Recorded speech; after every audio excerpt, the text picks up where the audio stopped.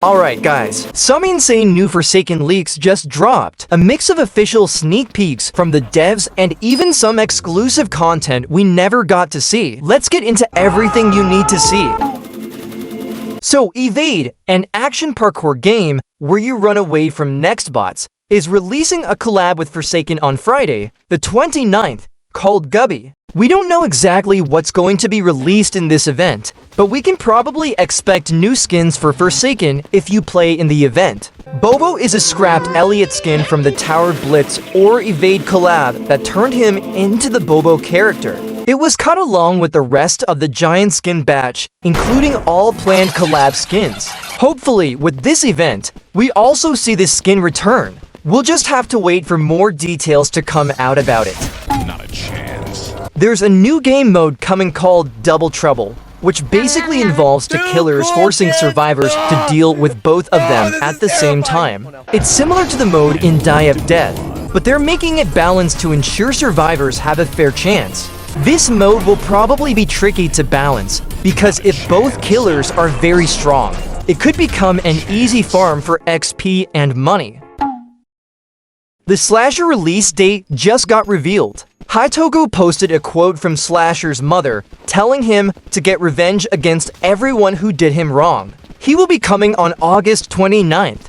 We finally got some actual Slasher model leaks. So Vess was doing a Discord live stream on the milestone for Slasher animations. First, we have an image of Slasher's milestone skins and their weapons on an avatar rig. For some reason, all of the weapons are going through Bro's chest. It seems we have his normal chainsaw for the default skin, an axe, and finally a trident weapon. We really got Aquaman Slasher before GTA 6. Next, we have the animations in Blender being made for the milestone skin. This includes the entire rig and new weapons coming to Slasher's milestone for skin. This features Slasher wielding the new Crescendo, the Soul Eater sword, a classic Roblox item that Slasher now has. He also has a different spear on his back instead of the chainsaw. And finally, we see the full Slasher model performing the Gashing Wound ability.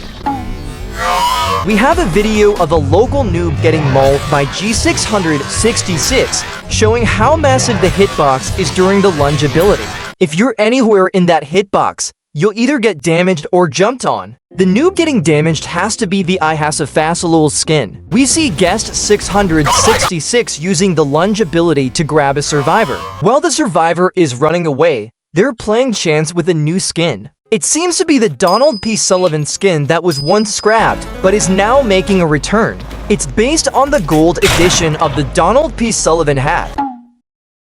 There was a bunch of dialogue for skins that Idrostuffs made for various skins. Have a look at these and pause the video to read them.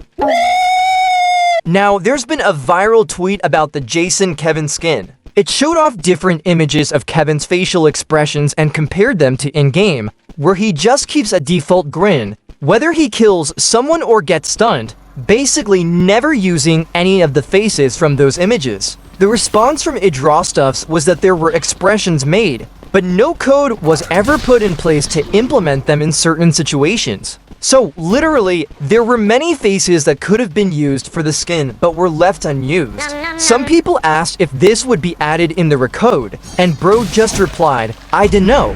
So, let's hope for something, I guess. Also, Forsaken devs apparently prefer digging in there, but rather than adding the facial expressions, but custom expressions for killer skins would be great. Adding these would probably make some of the fanbase happy, though let's be real, they'd still complain about nothing. Would you want custom facial expressions added? Comment below! Pronounced Prakim, meaning flowers in Hebrew, is an upcoming killer in Forsaken. Currently, no work has been done on it, but it's planned for a future update, possibly when you hear the whistle. Flowers is a tall, pitch-black figure with an elongated head, using the Robloxian 2.0 body that distorts into various shapes and sizes. It's so dark that it isn't affected by lighting. The exact lore behind S Forsaken is unknown, but Hytoko suggests it may have wandered into or been dragged into the Spectre's realm. Regardless, the Spectre did not intend for to enter its realm. We've also got a brand new render for flowers coming from Vibing Length, since there wasn't an official one before. This flower's render looks insane. It's not for Forsaken, just something to hold us over while we wait for Bro to release. Rust_010, or Rust, was a planned Forsaken killer but was scrapped due to a developer rule preventing myths based on creators' online personas. Hytoko has confirmed they're exploring ideas for him. Hytoko, Groovester, and Gubblegum made a Rust_010 retake, so there is still potential for Rust to be added into the game. Hytoko has also been reposting a bunch of fun art designs of Rust. There were even movesets planned for Rust, including the ability to mimic Robloxians, kind of like when Loki uses his ultimate in Marvel Rivals. So finally, after years, we have confirmation that TAF's milestone skins are coming. Those 5 TAF mains will finally be happy. Hytoko isn't showing anything just yet, as he wants to be certain they can arrive soon. So we won't be seeing them for at least another year. Also, we got some new TAF lore. On Discord, Vess announced that TAF is a gender, and we'll soon get a drawing of them. There will not be a canon unhooted design for lore reasons as well. This means TAF goes by any pronouns, but there has been some backlash from this lore update. Some people are saying that the Forsaken team can't add any female characters. We do have Wanwood and Veronica coming, both being female characters, but this shouldn't matter as we now have confirmation on TAF's gender and more lore coming.